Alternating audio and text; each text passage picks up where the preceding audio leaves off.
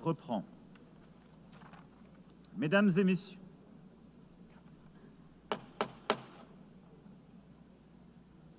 Mesdames et messieurs les chefs d'État et de gouvernement, Mesdames et messieurs les ministres, Excellence Monsieur Antonio Guterres, Monsieur le secrétaire général de l'Organisation des Nations Unies, Excellence Madame Annalena Baerbock, Madame la Présidente de l'Assemblée générale, Excellences, Mesdames et messieurs, c'est un honneur et un privilège pour moi de coprésider avec le Royaume d'Arabie Saoudite la présente conférence, conformément à la résolution 79/81 de l'Assemblée générale du 3 décembre 2024. Nous vous souhaitons à toutes et à tous la bienvenue. Permettez-moi à présent de faire quelques observations liminaires.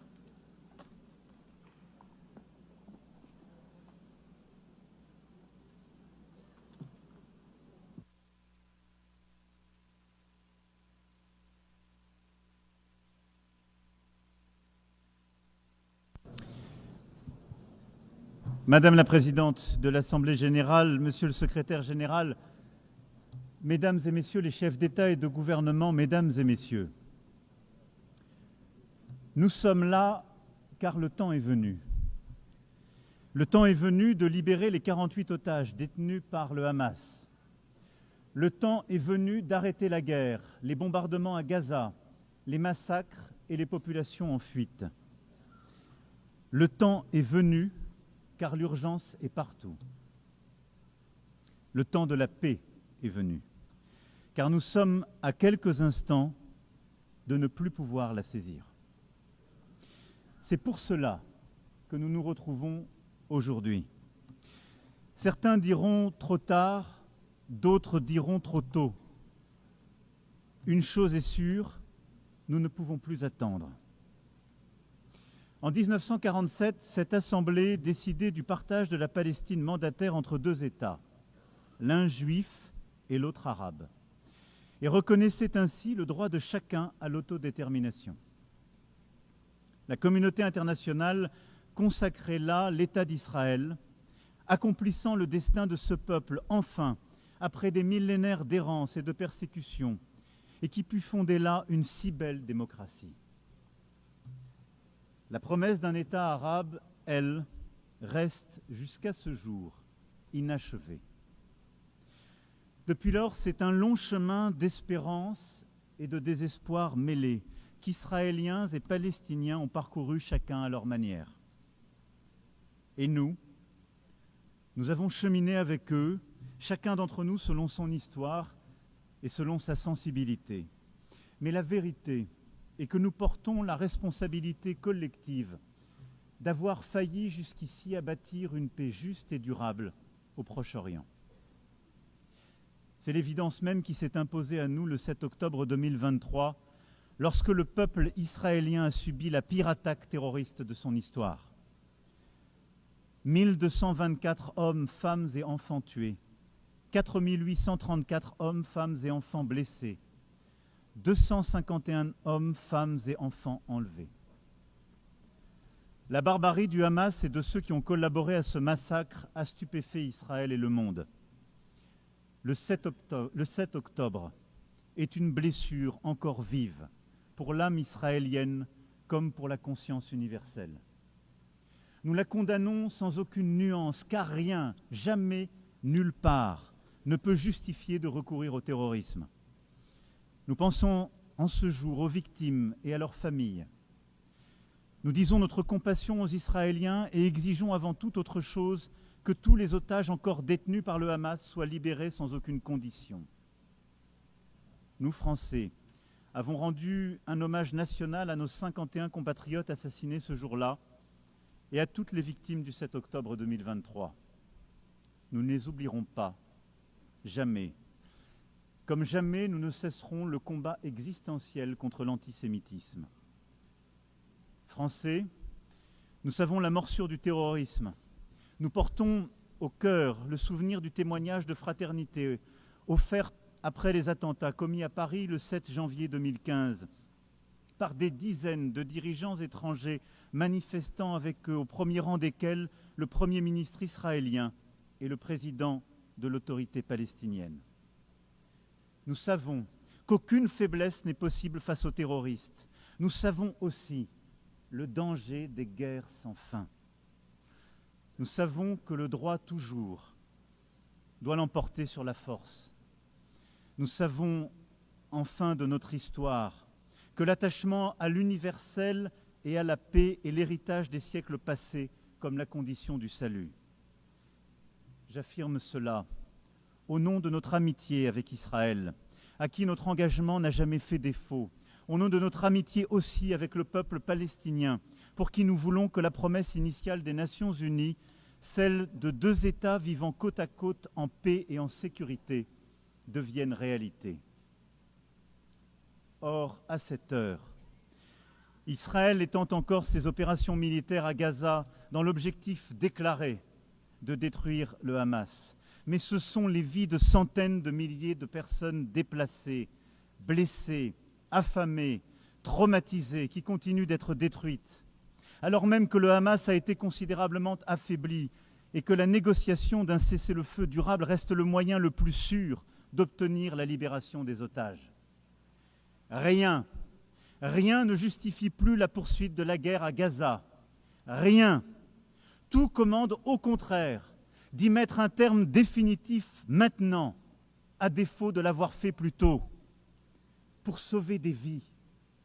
Les vies des otages israéliens encore détenus dans des conditions atroces, les vies des centaines de milliers de civils palestiniens accablés par la faim, la souffrance, la peur de mourir, le deuil de leurs proches.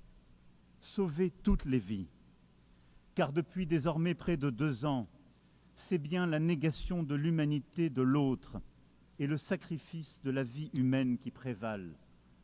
Oui, depuis le 7 octobre, c'est bien la vie de l'autre qui est niée. Nous le disons depuis le premier jour de la guerre à Gaza, une vie vaut une vie.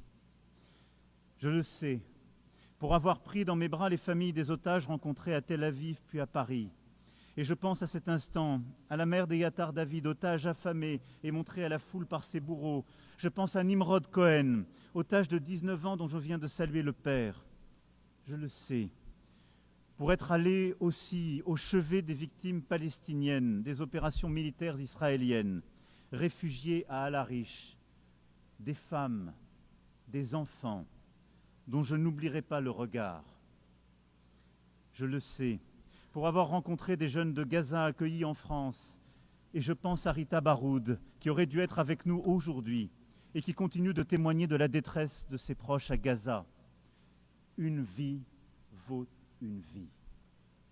Et notre devoir à tous est de protéger les uns et les autres, devoir indivisible comme l'est notre humanité commune. Une solution existe pour briser le cycle de la guerre et de la destruction. C'est la reconnaissance de l'autre, de sa légitimité, de son humanité, de sa dignité. Que les uns et les autres rouvrent les yeux et voient des visages humains, là où la guerre a placé le masque de l'ennemi ou les traits d'une cible. C'est la reconnaissance qu'Israéliens et Palestiniens vivent dans une solitude jumelle, solitude des Israéliens après le cauchemar historique du 7 octobre 2023, solitude des Palestiniens à bout de force dans cette guerre sans fin. Le temps est venu, car le pire peut advenir, qu'il s'agisse du sacrifice de tant d'autres civils, de l'expulsion de la population de Gaza vers l'Égypte, de l'annexion de la Cisjordanie, de la mort des otages détenus par le Hamas, ou des faits accomplis qui changent de manière irréversible la situation sur le terrain. C'est pour cela que nous devons aujourd'hui, ici même, ouvrir ce chemin de paix, car depuis juillet dernier, l'accélération des événements est terrible.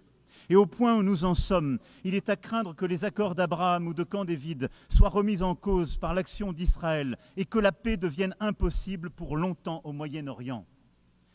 Il pèse donc sur nous une responsabilité historique. Nous devons tout faire pour préserver la possibilité même d'une solution à deux États, Israël et la Palestine, vivant côte à côte, en paix et en sécurité. Le temps est venu. C'est pourquoi, fidèle à l'engagement historique de mon pays au Proche-Orient, pour la paix entre le peuple israélien et le peuple palestinien, je déclare que la France reconnaît aujourd'hui l'État de Palestine.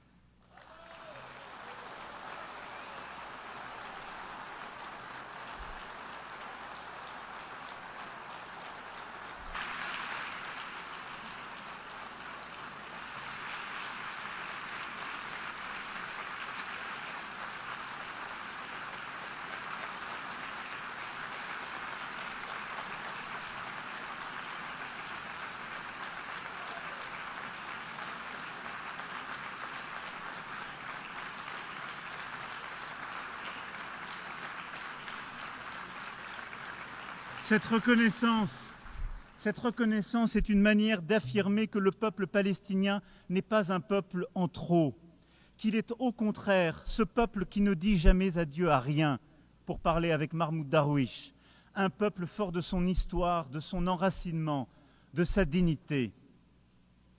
Et la reconnaissance des droits légitimes du peuple palestinien n'enlève rien aux droits du peuple israélien, que la France a soutenu dès le premier jour, et au respect desquels elle n'est pas moins attachée, précisément car nous sommes convaincus que cette reconnaissance est la solution qui seule permettra la paix pour Israël.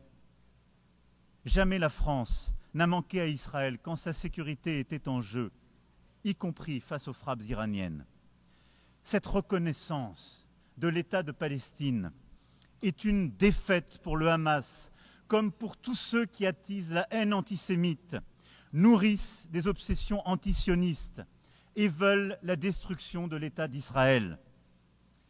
Cette reconnaissance de la France est accompagnée par celles qui seront annoncées aujourd'hui, entre autres, et je les en remercie, celles d'Andorre, de l'Australie, de la Belgique, du Canada, du Luxembourg, de Malte, de Monaco, du Portugal, du Royaume-Uni, de Saint-Marin, qui ont attendu avec nous